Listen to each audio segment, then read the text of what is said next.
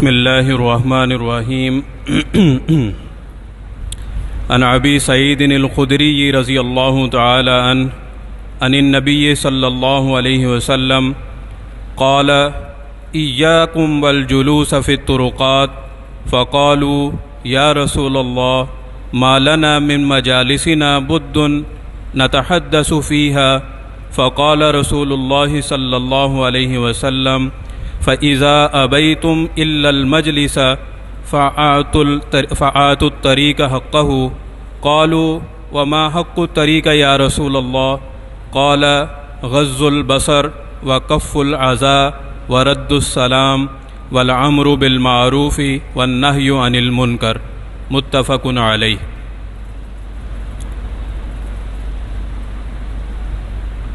حضرت ابو سعید خدری رضی اللہ تعالی عنہ سے روایت ہے، وہ فرماتے ہیں کہ نبی کریم صلی اللہ علیہ وسلم نے صحابہ کرام سے ارشاد فرمایا کہ تم راستوں میں بیٹھنے سے باز آ جاؤ۔ تو انہوں نے عرض کیا کہ اے اللہ کے رسول، راستوں میں بیٹھنا ہماری مجبوری ہے، وہاں پر ہم آپس میں گفتگو کرتے ہیں۔ تو رسول اللہ صلی اللہ علیہ وسلم نے ارشاد فرمایا کہ جب تمہارا بیٹھنا ضروری ہی ہے تو راستوں کا حق ادا کرو۔ صحابہ نے پوچھا کہ راستے کا حق کیا ہے اے اللہ کے رسول؟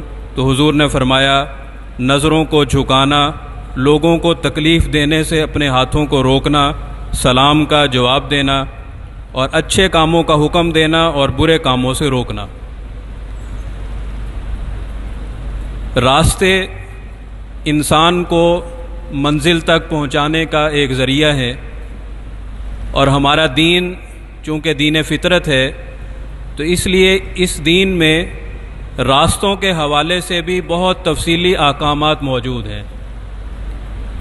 ایک حدیث مبارکہ پہلے گزر چکی کہ حضور نبی کریم صلی اللہ علیہ وسلم نے ارشاد فرمایا کہ ایک آدمی کی بخشش صرف اس وجہ سے کر دی گئی کہ اس نے راستے میں سے تکلیف دہ چیز کو ہٹایا تھا۔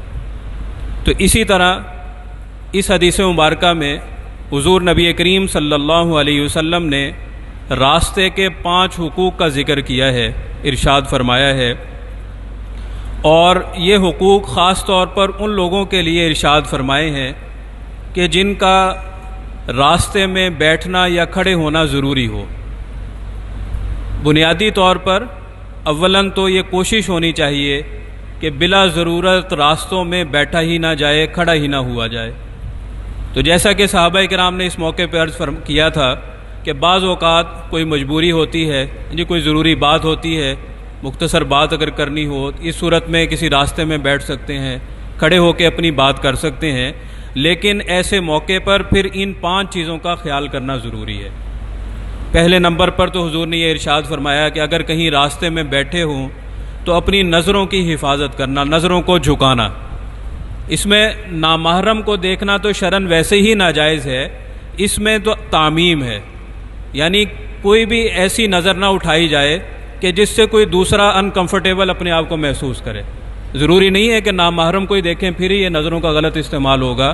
بعض اوقات انسان کوئی چیز لے کے جا رہا ہوتا ہے، بعض اوقات کسی اور آدمی کے ساتھ جا رہا ہوتا ہے، تو اس کو اچھا نہیں لگتا کہ کوئی اور مجھے اس حالت میں دیکھے۔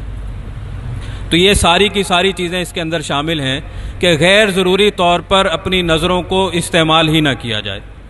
دوسری بات ارشاد فرمائی وَكَفُّ الْأَذَى، کہ یہ جو راستے میں بیٹھے ہوئے ہیں ان کے کسی عمل کی وجہ سے، کسی قول کی وجہ سے، کسی بات کی وجہ سے، کسی حرکت کی وجہ سے گزرنے والوں کو کوئی تکلیف نہ پہنچے، یہ راستے کے بنیادی حقوق میں سے ہے۔ اسی کے اندر یہ بات بھی شامل آ گئی کہ اس طریقے سے راستے کو استعمال کیا جائے کہ گزرنے والوں کو تکلیف ہو۔ جیسے ہمارے ہاں ہوتا ہے کہ بعض اوقات خوشی غمی کے موقع پر پوری کی پوری سڑک ہی بلاک کر دیتے ہیں، تو یہ بنیادی طور پر اس کے اندر شامل ہے کہ ہماری وجہ سے کسی کو کوئی تکلیف نہ پہنچے۔ تو یہ راستے کا دوسرا اہم ادب ہے۔ 3 باتیں اس حدیث مبارکہ میں اور حضور نے ارشاد فرمائی، وہ انشاءاللہ آئندہ درس میں ہو جائیں گی۔ تو اس حدیث مبارکہ کا آج کی گفتگو کا خلاصہ یہی ہے کہ اول تو کوشش یہ کرنی چاہیے کہ بلا ضرورت راستہ بلاک نہ کریں۔ فٹ پاتھ ہے، کوئی اور راستہ ہے، اپنے ہی گھر کے باہر مجلس لگائی ہوئی ہے، تو اول تو بلا ضرورت یہ کام کریں ہی نہ۔ اگر کرنے ہوں تو پھر ان 5 چیزوں کا لازمی طور پر خیال کریں۔ اللہ رب العزت ہمیں دین کی صحیح فہم نصیب فرمائے اور دوسروں کو تکلیف پہنچانے سے ہمیں بچائے۔